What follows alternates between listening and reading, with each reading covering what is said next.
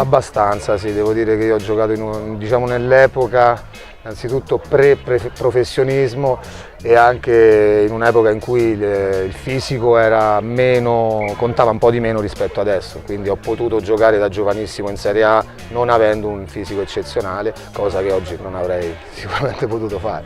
Rispetto al rugby che giocavamo noi, è come vedere quello in bianco e nero e quello a colori, insomma. A livello sportivo è cambiato moltissimo.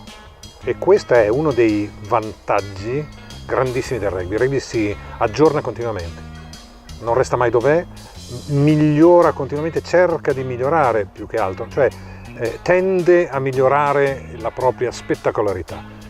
Dal punto di vista dirigenziale non abbastanza, sono un po' critico con noi dirigenti, io faccio parte dei dirigenti del rugby, sono un po' critico, non c'è ancora abbastanza professionalità nel rugby moderno, anche se anche qui insomma il movimento sta continuando ad avanzare. C'è ancora del lavoro da fare. Sono ben felice che sono cambiate tante regole, perché ai miei tempi quando si cadeva per terra tutto quello che era più alto del pelo dell'erba si poteva calpestare, adesso tutte queste cose non si possono fortunatamente più fare.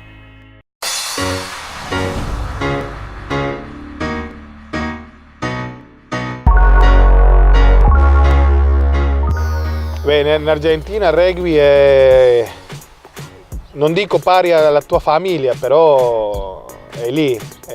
Tu esci da casa tua, vai al tuo club.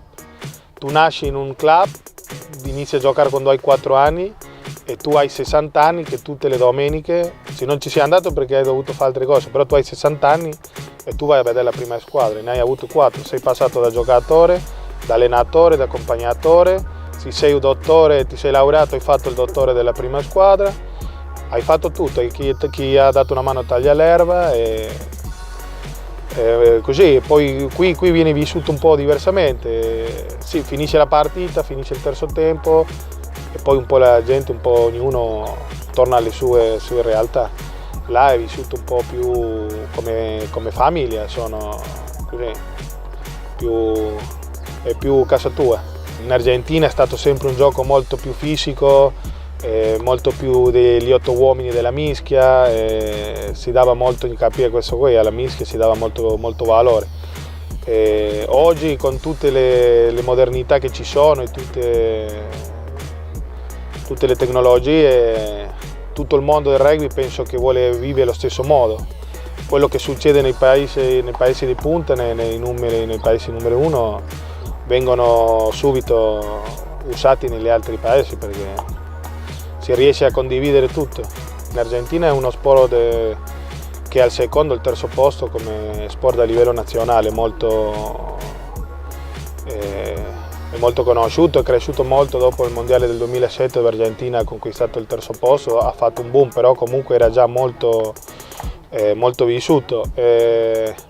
Confronto in Italia, che in Italia ci sono tanti sport che combattono al primo livello, calcio, ciclismo, pallavolo e così via, e questo crea che ci siano meno realtà, è un po' più difficile creare questa rete per poter aumentare il livello dei giocatori, e rimane sempre un po' una realtà lì, che è lì, che vuole crescere, che vuole salire, però soggetto sempre a queste difficoltà degli altri sport e così via.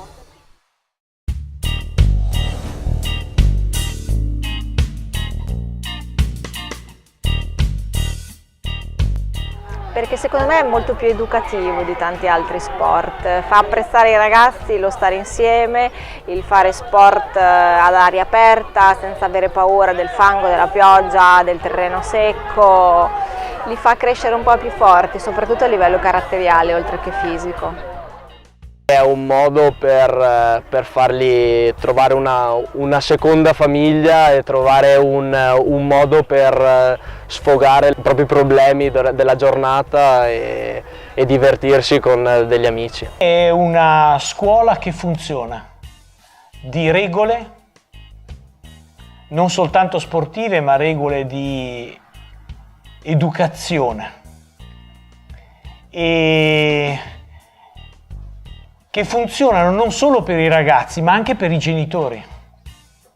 C'è addirittura una fascia di genitori che ha cominciato a giocare a rugby grazie ai bambini che portavano allo sport, e quindi è un capovolgimento, un testacoda fantastico, unico nel suo genere.